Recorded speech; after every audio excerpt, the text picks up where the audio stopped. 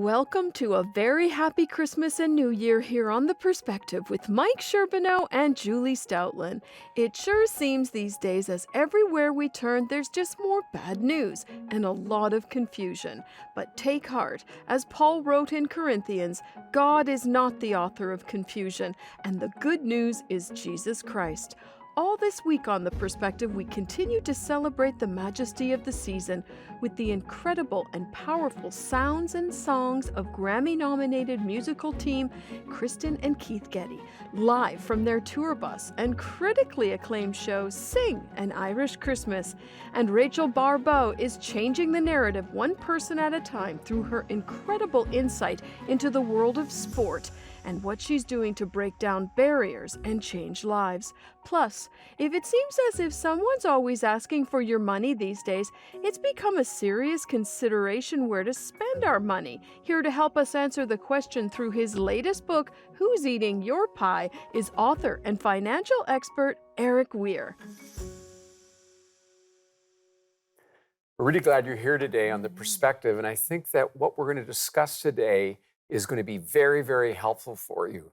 And Julie, the reason I say this is we were thinking about what we want to talk about getting close to Christmas. I realized that financial pressure can be just huge. It's right up there. Yeah, it causes a lot of anxiety, a lot of angst, and people saying, how do I hold it together? So true. Yeah, and people then saying, I want to buy a gift, I want to do this, and then when January rolls around, They're oh my feeling goodness. it. They're like, Yeah, they wow. kind of feel like they're up the creek and they don't have a paddle. Mm-hmm. So we want to talk about finances today as we head into Christmas and some possible solutions. We have our good friend who did a lot for us a few months ago, back on the program, Erik Weir. And Erik is a financial wealth advisor. And he's known the ups and downs. It hasn't been an easy journey for him either. But he's got some tested and tried wisdom. So I want you to take notes, okay? Okay. Your husband, Tor, is going to love you if you take all these notes and you don't spend too much. Absolutely. Hey, Erik, welcome to the program. Welcome. We're glad you're back with us. I'm glad to be here. Yes. Thank you for having me on. Yeah. Yes. So we're going to jump right in. You got this book. It's got one of the coolest pictures on the front. It's called Who's Eating Your Pie? And we're having an argument. Is that a raspberry, apple, or whatever? How did you come up with the pie? And explain what it's all about. Yeah, the book is about the things I've learned in working with millionaires and billionaires over the last 32 years about developing financial strategies that can change your life. The title came from my son, Harrison, who's actually, I was trying to explain taxation to him when he was 8. And we're sitting around the kitchen table, and his dessert was being served. You're explaining taxation when he was 8? He was 8. Yeah, I was trying to explain taxation to him. He didn't understand it, and I wonder they why. put down the apple pie. Yeah, who knows, right?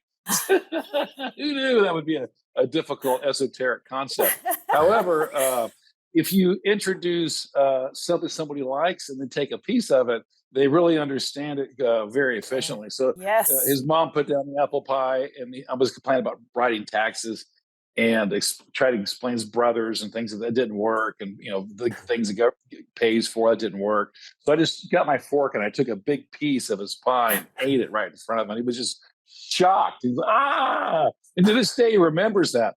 And then I said, that's taxation.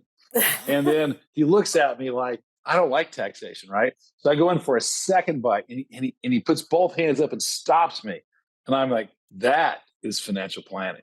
So from that point on, he's had an interest in investing, and he always protects his pies from you at the same time. Oh, that's fantastic. Oh, well, listen, this is a loaded question. I can't believe I'm actually asking it, but tell us what's going on financially, globally, and here at home in North America. Yeah. No Sure. hard task So, there. No, that's super easy, actually.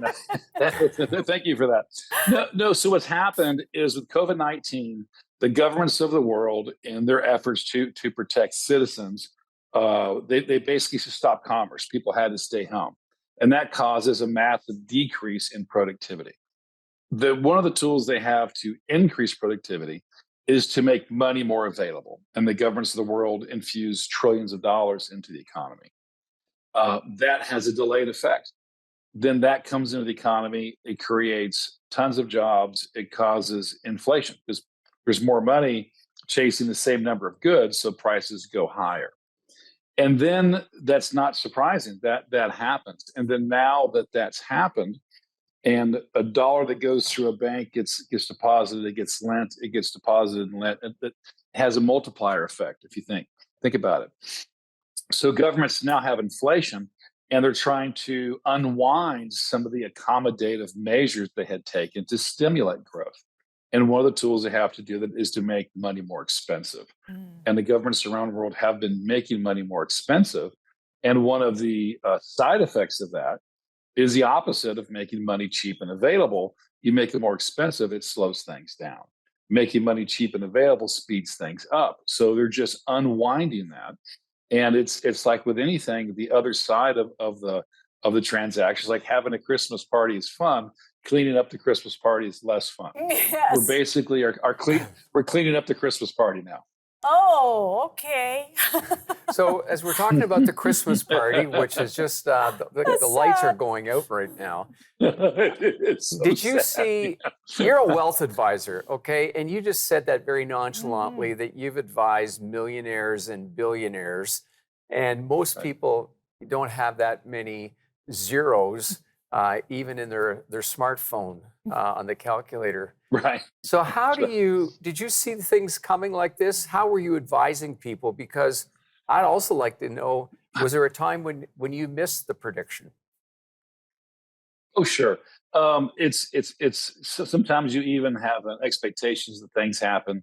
And even after doing it for years, sometimes the severity of it always catches you by surprise. Or you somehow think that your particular company or investment will be immune this time. It may not have been before, but now it really is because it's a good business. And I think what happens is sometimes we're correct where companies continue to prosper and grow, even through changing economic times. And academically, we're correct. However, we could be incorrect because when the cost of the fuel of the economy, money, becomes more expensive, it has what's called a discounting effect. It basically makes a future dollar earned worth less than a dollar earned today. So, and it does that at a more rapid rate. So even though a company may be growing, things will be growing, the value of it comes down. So in a very simple way to look at it, as if the fuel of our economy, money, becomes more expensive, other things in our economy become less expensive, like the value of financial and non-financial assets. So what would you say to people right now? What would be good advice? I mean, I've heard things saying, things are going to turn around in May and June, 6 months out. People are panicking. Some people are saying, what do I do to protect my little nest egg? Would love some advice. So I think the idea is perspective. It's kind of like being in traffic. And we've all been in holiday traffic where we're driving to the shopping center to get that last minute thing. And it takes you 10 minutes to go a mile. And at this pace, I won't be there for 4 hours. And that's never really the case. And it's kind of like that in life and also with investing, is it gets uncomfortable very quickly. But it typically doesn't stay uncomfortable terribly long. So we are expecting some additional discomfort in financial markets. But the other side of this is once the Federal Reserves of the world have sort of said, they signal they're near done or they are complete. Or the other side of this is the Federal Reserves become more accommodative again.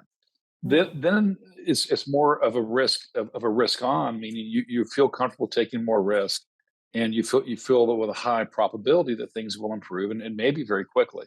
So I think it's perspective and realizing that, we're going through a difficult time, but it will pass and there'll be brighter days ahead.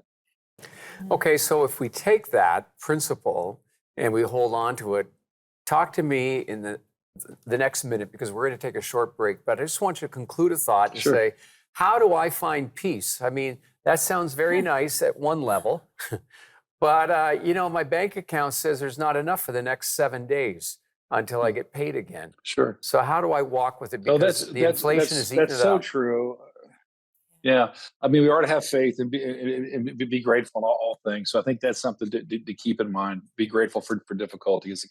Sometimes it creates perspective and clarity. And then do simple things like the average meal eating out today is $13 for an average meal. When if you take a lunch from home, it's $4, or if you eat at home. So you can make some minor changes and have a major impact. And I think it's trying to floss around the edges, or maybe there's some other activities, or pick up a little more work, or try something new and sell something on eBay, or this year for gifts, maybe you make a gift, or you do crafts instead of buying something maybe more expensive. So I think the idea is don't worsen your financial situation if you can, and try to be creative as you look for solutions. Oh, good points. Well, listen, we're going to have to take a quick break, but stay with us, everyone. We'll be right back with Erik Weir. The first step to pushing past the obstacles that stand between you and success is to open your eyes. Take a really good look at who you are, what you're doing, and what you want, and then own it. Own your mistakes, success, ambition, and failures. This is your life, and these are your circumstances. Own everything about it. Even if someone else is responsible for the mess, you still have to own it as part of your life. In other words, you have to play the hand you were dealt. You can't just throw your cards on the table and quit the game. Well, I'm delighted that Erik is with us today. Erik Weir, he's written the book, Who's Eating Your Pie? And this book has been a huge help in my own life. So here's the deal. I want to give away to the first 15 people who write into the program requesting a copy. I'm going to send you as a Christmas gift a copy of this book, because I believe it'll be transformational. And if I send it to you, it's going to be a lot cheaper than Amazon. Okay? Erik, I love the book. There are some things that have helped me specifically. We're not going to get to those in this interview, but I want us to start off, before we talk about the recession and different things, talk to us about the difference between wants and needs. How do we sort through that?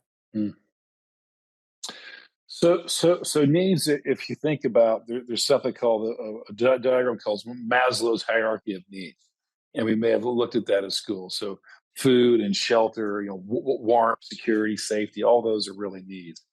Wants can be anything from I may need a pair of jeans to wear to work one day. A need would be a pair of jeans. A want may be I want to buy a $400 pair of jeans or a $200 pair of jeans. Right. Or I may need shoes, but I may want a pair of designer shoes, or I may need a belt or want. So those are the big things. And I think in times like this, where it's important to be thoughtful how you spend money, you can still have some wants, but maybe just not everything is a want. You kind of focus on the needs, and then you treat yourself, if your budget allows, to a want or two along the way. And then there'll always be time of excess. There's time of lean, and times today are a bit more challenging than what we've seen at least the last year or two. Right. It made me think about when I was a kid. My mom would get me those shoes for the first day of school, and I wanted Reebok, and I got to knock off a Reebok, but at least they were a brand new pair of shoes, right? So listen, that is correct. That's correct. It's important, yeah. So I have to ask you: do you think we're heading into a recession? What are your thoughts on this? I do. I would love to say no, but I think we are. So I think and then the reason is if you try to stimulate something from we're having GDP growth of minus over 20-25% during the initial phases of COVID. And then we've gone to growth, high single, low double digits inflation. And you're kind of, when that happens, the monetary moves that the governments around the world made would indicate we're going to have inflationary times.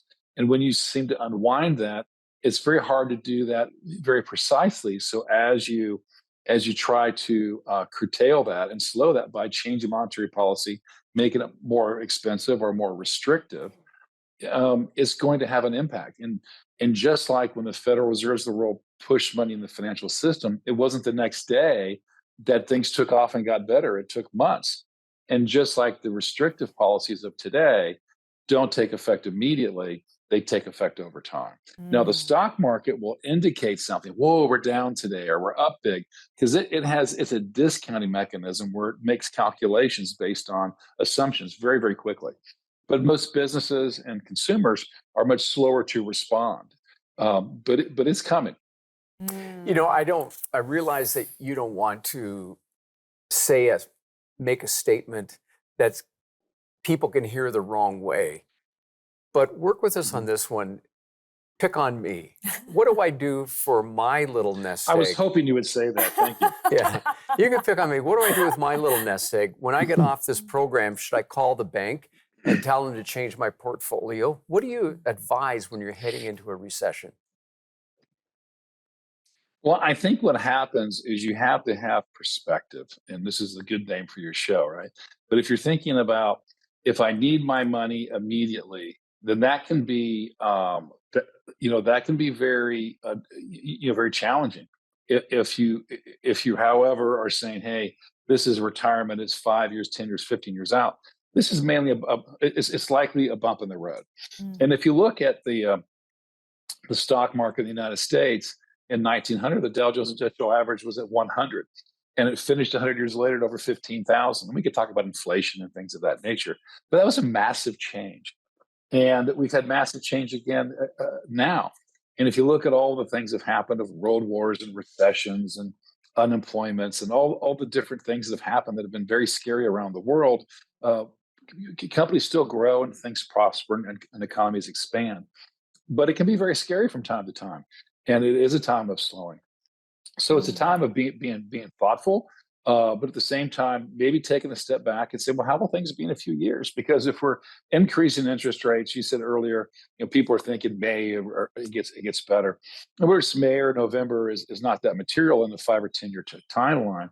But the odds, the thought is they will increase, and then they'll stabilize, and then they'll be more accommodative, and then things will obviously improve from that point forward. But it could be from this level or a lower level or a little bit higher level. But it's all perspective. Yeah. Well, as we think about that perspective, here in Canada, the Bank of Canada has raised the interest rates a whopping 7 times this year. I can't remember when that last happened. It's just like constant. Is that going to slow things down, or does it just mean there's more trouble coming down the road? It'll have a delayed effect of slowing things down. Interest rates are where they were in 2006, about where they were, and the attempts were to arrest things at that time as well. So the idea is money's more expensive. Money is the tool that we use to employ people, to buy businesses, to undertake new initiatives. Government uses them to provide support for others, and a lot of that is borrowing. So the cost is becoming more expensive. So by default, it's restrictive. So if we have $10 to spend, and 50 cents or $1 or $2 of it was the cost of money, and now it's it's more than that. We have to make choices now that maybe we didn't have to make before because some of our expenses have gone up. Now, how do we begin to allocate our dollars? And in economics, they have substitute goods. So if someone says, "I will have a steak tonight," well, maybe it's a hamburger instead. That's a substitute good for a steak. Okay. Yeah. Some really practical things. We're almost out of time. I'd like you to give us your top 2 suggestions as we head towards the end of this year to financially bring about a little more solidity in our own lives. Well, I think one of the main things that I've seen people do is make gift giving fun and not about the size of the gift. Oftentimes for us, it's so much about, I want to impress or I want to show my love by putting myself, by buying a very expensive gift and maybe even hurting myself financially or relying upon things getting better shortly.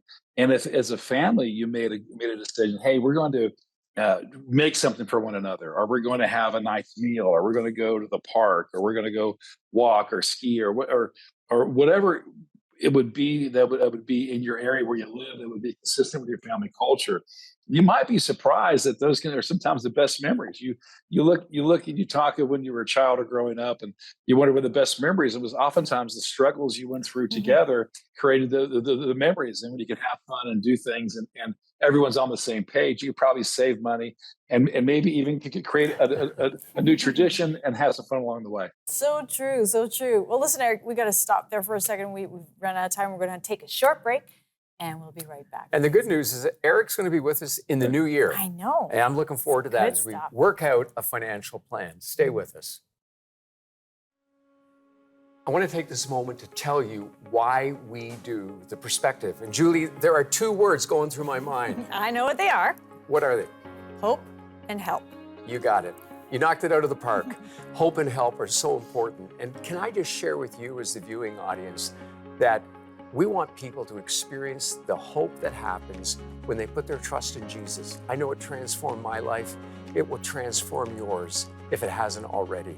We also want to help people, and through the many interviews and as we teach God's Word, to help people to realize that the Lord is with us, that He is our refuge and strength.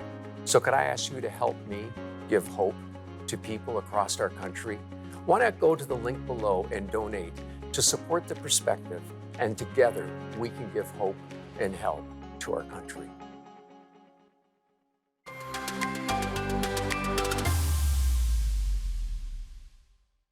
Erik mentioned some creative Christmas ideas when things are kind of tight and what are meaningful. And I thought, Yeah, I did. something that I've always appreciated more than any gift that anyone's given me, mind you, I'll take a gift. But I love it when my family makes a card and writes some special words. Now, some people in the family I'll let off on making the card, but it's those words that are Would that be the guy you're married to? Yeah, I don't force him to make a card. But the words that they write are what make Christmas to me, because it's the time they took to reflect on their relationship with me. And that is what I treasure most out of any gift they give me. And that's so easy because it's of the heart. Well, and it is what it is, because if we're financially strapped, it makes sense. Yeah, But it makes even greater sense to do it irregardless. it does. And as I was sharing with you, I have a couple daughters who are exceptional at writing letters and writing notes, and they got that from their mother. And so those are huge things for me to hold on to. Such blessings. Yeah, really good. We're going to enjoy Erik as he's teaching God's Word today. So we asked him to do that, and we recorded that just to give some financial principles that are found in the Scripture. So stay with us as we listen to Erik together. This Christmas, give a gift that can make a lasting impression. Because do they really need another?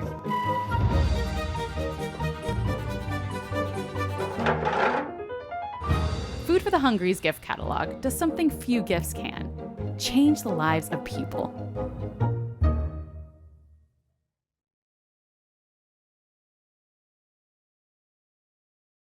As a man thinks in his heart, so is he. How many times do we stay up at night, or we're worried, or we have anxiety? We don't sleep so well. And oftentimes it's because we have fear, or we're having what I call unsuccessful thinking, not productive thinking. And let's talk about how to maybe deal with some of that, particularly through goal setting that we can do. So what is successful versus unsuccessful thinking? Unsuccessful thinking or goal setting is really believing or thinking, hey, I can accomplish something. I'll look toward doing this, or having this relationship, or having this education, or having this job, but we don't really take time to write it down. We don't take time to really reflect and think of steps. Successful thinking would be taking that same thought and breaking it down to goals and objectives bound by time, and taking steps to get there. And also successful thinking is, thinking of clarity of the goals and how you're going to get there. Unsuccessful thinking is when you begin to think about why you won't get there, why you can't get the goal, and you begin to make excuses for yourself. And those are some things that really undermine us in life. They're so easy and so common. but also focus. What do you focus on can be so important. Do we focus on the demands of life, on the phone ringing, on the social media, on a text that came through? Or do we really take time each day to plan and be thoughtful? If we take 15, 20 minutes a day to really think about things with our phones down and maybe in a quiet spot, if that's at all possible, then we can begin to get the clarity and the amount of change you'll make and joy you'll experience in your life as you begin to experience accomplishments can hardly be understated. Successful people begin to think about the benefits of the mistakes they've had or the setbacks. Like, what did I learn from this business failure? What did I learn from this setback or this relationship that didn't work out? What can I learn from that? And then unsuccessful thinking, begin to think about who you can blame for your setbacks, who you can blame for the relationship, or you can blame for the job that didn't work out, or the savings and the investment that didn't work out. So life is interesting. So much of it is perspective. And no matter who you are or where you are, you're going to have disappointments. You're going to make mistakes. You're going to zig when you should have zagged. You should have, if you could think about it as an investor, if I'd invested just 1 month later, I would have gotten a better deal. Or you think about, well, if I'd invested 1 month earlier, it was so much lower than now. So it's always like that. If you think you've heard of the armchair quarterback who criticizes the football team that he didn't notice a player was open, he could have received the pass and won the game. But that's the advantage of hindsight. So a more productive way to do it is to say, hey, we made a mistake or we had a setback. How can we learn from that? How can we, maybe not make that mistake again, maybe make a different mistake next time, but begin to learn from that. But when you're trying to blame other people, it really is disempowering, and it is a way of taking away energy, because now someone else is responsible for your success. Someone else is responsible for your clarity, your happiness, your joy. And if you end up focusing on what was my role in these things, or how can I do things better, it's a much more productive use of time. And in my view, a successful way of thinking. Also, when you have a failure, and we all have them, you begin to use your failures and your setbacks to think of them as a springboard. Or maybe I've heard it said where problems are stepping stools to success, and setbacks are stepping stools to success. When people who have unsuccessful thinking, they dream of a world where there will never be a setback, or there'll never be a failure, or there'll never be a bad relationship, or a bad business decision, or a bad investment, or poor. Life has many parallel tracks where we have good and bad happening almost all the time. Our attitude and how we process information and things is a learnable skill. So how do we become grateful for all the things we have in our life, and begin to learn from the ones that maybe aren't the way we want them to be? And I talk about change. I say, Erik, how do I make change? How do I go from what I'm doing today to what I would like to be? Well, as much as I've thought about it, there's only 4 ways I've ever determined to make change. One is to just stop something you're doing currently. It's a destructive habit, something that's hurting you. Stop it. But when you stop it, you need to start doing something else, start doing something completely new. So stop is a way, start something to do. And really, it's so simple. It's more or less. So I can do more of something I'm currently doing, or less of something I'm currently doing. So when you look at change, I actually keep like a list: start, stop, more, less. Are there things in my life I want to do more of? Yes. Are there things I want to do less of? There always are. Are there things I'd like to start doing that I'm not currently doing? Maybe reading or understanding new things, educating myself, or preparing, maybe having new friendships. And are there things that aren't healthy, or things that aren't good for me I need to stop doing? And it's not just bad things that we need to focus on, or terrible things. Oftentimes the best things for us die at the feet of good things. There could be good things or okay things to do, but when we prioritize those to the point that we leave out the best things for us, then those really become holding back for us, and they set us back. So just think, when we're setting goals and we're making evaluations, what should we start doing? What should we stop doing? What should we do more of? And what should we do less of? And remember, your attitude will never be any greater than your gratitude.